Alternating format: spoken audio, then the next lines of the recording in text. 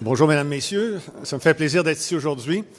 Je vais parler une seconde, quelques minutes de Miller Thomson et un autre petit sujet avant de présenter notre invité. Miller Thomson, c'est le résultat ici à Montréal de la fusion de Pouliot-Mercure avec le bureau Miller Thomson de Toronto. Miller Thomson est le bureau d'avocats qui a le plus de bureaux à travers le Canada. On en a 11. Plusieurs bureaux sont associés à des incubateurs technologiques en Ontario, où le bureau a eu un grand succès à aider des entreprises en émergence à progresser. Avant de présenter le conférencier d'aujourd'hui, dans une autre vie, j'ai été chef de cabinet du ministre de l'Industrie et Commerce dans les années 80. Et c'est le Fonds de solidarité qui était à l'époque en discussion. Gouvernement Mulroney, Ottawa, gouvernement libéral qui venait d'arriver au Québec. Et je me rappelle mes meetings dans le bureau de M. Laberge qui m'expliquait son projet. Comme jeune Flo, chef de cabinet, qui essayait de nous vendre sa salade avec efficacité, parce qu'on n'était pas naturellement pro-syndical trop. On essayait de remettre l'économie ses rails. À cette époque-là, on en parlait déjà, on l'a fait un peu. Et il nous avait dit, c'est un bon projet, le capital pour les entreprises, les syndicats impliqués là-dedans, et on ne fera pas du syndicalisme là-dedans, on va vraiment être des gens d'affaires, on va vraiment aider à l'émergence d'entreprises, et voici notre projet. Je regrette un peu ce qui s'est passé au dernier budget. J'ai depuis vu l'évolution du projet. J'ai agi comme avocat du Fonds de solidarité quand j'avais un bureau sur la Rive-Sud et j'ai agi comme avocat de nombreuses entreprises qui ont reçu l'argent du Fonds de solidarité. Je peux témoigner de l'importance graduelle et constante qu'a pris le Fonds sur une base d'affaires, comme il nous l'avait représenté dès le début, à aider une foule d'entreprises à émerger. Et c'est dans ce cadre-là que je vous présente M. Alain Denis, qui est vice-président senior au sein du Fonds de solidarité FTQ. Il est responsable de tous les investissements dans le secteur de la technologie, de l'information, les télécommunications et les sciences de la vie. Les activités incluent la gestion et la croissance des portefeuilles existants, l'approvisionnement de nouveaux partenaires et du développement des affaires. Donc, M. Denis, bienvenue. Et je suis fier de voir que le Fonds réagit bien à tout ce qui se passe d'après ce que je comprends. Merci.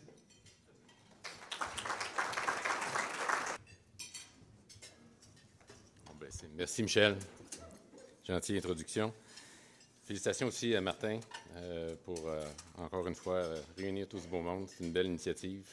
On est chanceux de t'avoir comme supporter de cette industrie-là.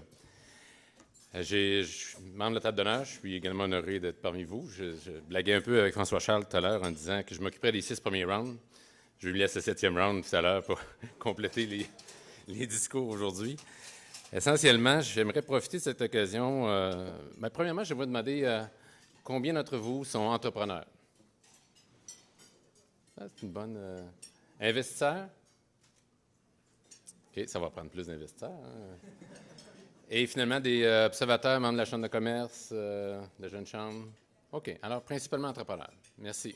Le Fonds, c'est aujourd'hui 8,8 milliards d'actifs. C'est 600 000 actionnaires. Les contributions de nos, en moyenne, de les 5 dernières années, de nos actionnaires ont été de 700 millions de dollars par année. Nos investissements de 750 millions sur une base récurrente, annuelle, la moyenne des 5 dernières années. On a un portefeuille de 5,9 milliards de dollars investis dans 2200 entreprises, principalement au Québec, et un autre 2,9 milliards qui sont d'autres placements. Je vous expliquerai un petit peu tout à l'heure, j'y reviendrai, la nature de ces investissements-là. Donc, on est comme un evergreen, donc un fonds qui peut toujours continuer d'investir année après année. D'abord, j'aimerais rappeler que le Fonds de solidarité, c'est un outil d'épargne. Les cotisations moyennes de nos contributeurs sont de un petit peu moins de 3 000 $ par année. Les ouvriers et les épargnants qui nous supportent gagnent en moyenne 40 000 $ par année. Donc, c'est vraiment un outil de placement pour la classe moyenne. Je vous mets au défi de lever du capital aujourd'hui auprès de la classe moyenne sans les conditions favorables qu'on leur offre présentement. Mais juste aller, il ne faut pas oublier, là, ce pool de capital-là, c'est un capital qu'on va chercher année après année auprès de gens qui, normalement, ne feraient pas ce choix d'investissement-là. Donc, ça, c'est une petite chose que je voulais vous garder en arrière de la tête quand j'arriverai à ma conclusion tout à l'heure. On a donc réuni 6,6 milliards de dollars au cours des 10 dernières années auprès de cette catégorie d'investisseurs-là. 4 milliards de ces dollars-là ont été retournés à nos investisseurs parce que quand ils prennent leur retraite, puis ça c'est rien que la courbe démographique, là, Après 30 ans d'existence, il est normal que plusieurs de nos actionnaires retirent leur argent.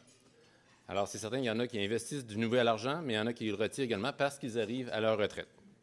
Et tout ça, on maintient ce pool de capital-là tout en donnant un rendement en moyenne de 3,9 % depuis 10 ans, mais 6,9 % depuis les 3 dernières années.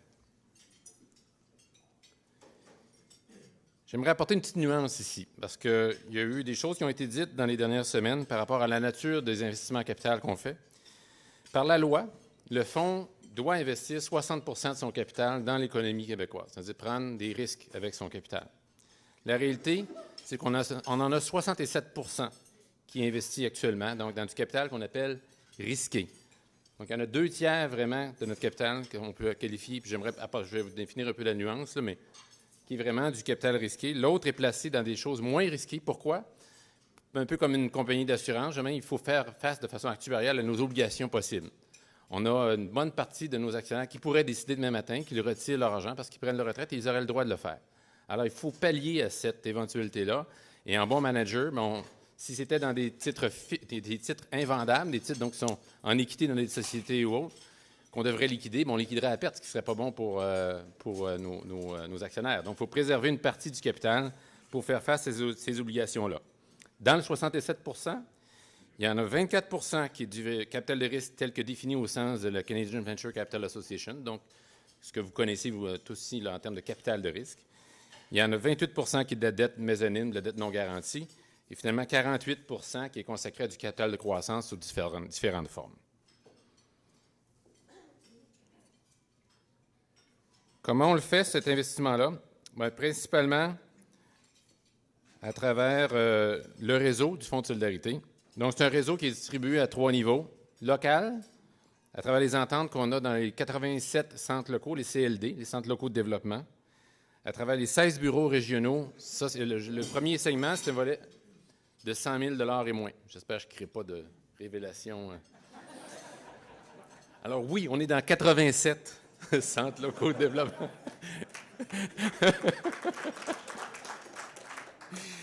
On est dans 16, ça c'est pour les investissements de moins de 100 000 $ maximum. Les bureaux régionaux, eux, font des investissements principalement sous forme de prêts, jusqu'à un maximum de 2 millions. Et finalement, le grand fonds, là, ce qui est principalement le cœur du Fonds de solidarité, fait des investissements de 2 millions de dollars et plus à travers des investissements directs et indirects. Je vais y revenir tout à l'heure sur la notion d'investissement indirect. Ça nous permet donc d'intervenir à toutes les étapes de croissance des entreprises. On le fait à partir du démarrage, des étapes de croissance et qui peuvent inclure l'acquisition, fusion et expansion, et également les étapes ultérieures de développement allant jusqu'au marché public. Alors ici, j'ai quelques exemples de sociétés. Là, Medicago, qui est encore à un stade de développement, qui était d'ailleurs un invité à Capital Innovation Boston l'an dernier. Je peux vous parler d'un investissement récent qu'on a fait à travers Mediagriff. On se fait critiquer pour prendre des actions publiques, mais je peux vous dire que quand vous êtes assis devant un Claude Roy qui veut développer son entreprise, il y tient au support des institutionnels québécois pour développer sa stratégie. Et d'autres sociétés comme TerAction à Québec, qui est une belle société dans le domaine finalement de l'optique et qui fait sa niche vraiment à travers le monde. Grand succès à Québec, qui est le fruit finalement de l'implication de 2 fonds de travailleurs, le Fonds d'action et le Fonds de solidarité. Alors, je peux vous donner quelques exemples. Puis vous confirmez encore plus, c'est des statistiques qu'on est prêt à partager avec le gouvernement, il n'y a aucun problème. 77 % des entreprises qui ont reçu du capital du Fonds de solidarité, du capital directement, sont des entreprises qui comptent moins de 100 employés. Alors, c'est vraiment de la PME. Là. C'est pas, oui, il y a de la grande entreprise, puis il faut pour équilibrer un portefeuille, mais on a 77 % des entreprises dans lesquelles on fait affaire qui sont des PME de moins de 100 employés. Ça, c'était la première partie. Je voulais vous donner un peu un topo sur ce qu'est le fonds. So, the result, des dizaines d'entreprises. Ici, c'est un court résumé qu'on a travaillé avec les gens de Teralis. Depuis 2004, cette stratégie a donné lieu à au moins la création de 85 nouvelles entreprises innovantes, donc de l'innovation, pas seulement des rebirths puis des compagnies, c'est vraiment des nouvelles sociétés. Plus d'1 milliard qui a été investi. L'effet de levier est incroyable. Là. Quand le fonds investit $1 avec ses partenaires, dans des fonds, on attire 2 à 3 $ supplémentaires, souvent qui viennent de l'extérieur. Donc, l'effet de levier est énorme. C'est 2400 emplois qui ont été créés ou maintenus au Québec avec cette stratégie-là. On parle des emplois de haut niveau, des emplois de compagnies dans le domaine de l'innovation. Ça, c'est à part. Je vous donne juste le focus d'innovation. Ça exclut les investissements que le fonds fait dans des industries traditionnelles. Il y a encore plus d'emplois. On parle vraiment dans le domaine. Et c'est, là, ici, c'est même cette slide-là date déjà d'une couple de mois. On dit 400 millions de revenus. C'est pour ça que c'est vraiment à la période de Inception Phase. Là, c'est en forte croissance, mais seulement Beyond the Rack. Déjà des revenus qui pourraient être calculés pour plus que le quart de ça actuellement. Donc, c'est à prendre à la légère comme statistique, mais juste pour vous donner une idée de l'impact que ça a dans l'économie. Donc, une stratégie qui fonctionne. Et même dans le domaine de pharma, j'étais à JP Morgan, à la conférence à San Francisco au début de l'année. Il y a un regain dans l'industrie. Il y a un retour vers le côté life science. Tu le vois, là, ça je l'avais oublié, cette slide-là, c'est la dernière slide que je voulais vous présenter. It shows the decrease. This is Ontario.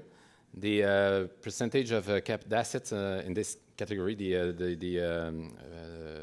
this class of assets, the decrease since the government of Ontario has decided to drop the tax credit in the province.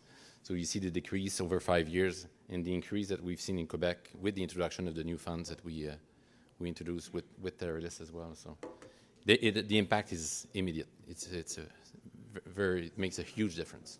Thank you. Yeah. Alors, vous avez compris, en passant également, il y a une pétition pour ceux qui veulent réagir justement au peu qu'il y a eu dans les crédits d'impôt pour supporter le fonds solidarité. Alors, et fonds d'action, qui sont les deux fonds au niveau du Québec et qui jouent un rôle assez important. Donc, ceux qui le désirent, vous serez invités à le faire à la sortie. Et encore une fois, on est très heureux de vous accueillir. Vous avez joué un rôle et vous jouez un rôle, on le voit, nous, qui est majeur dans les festivals québécois.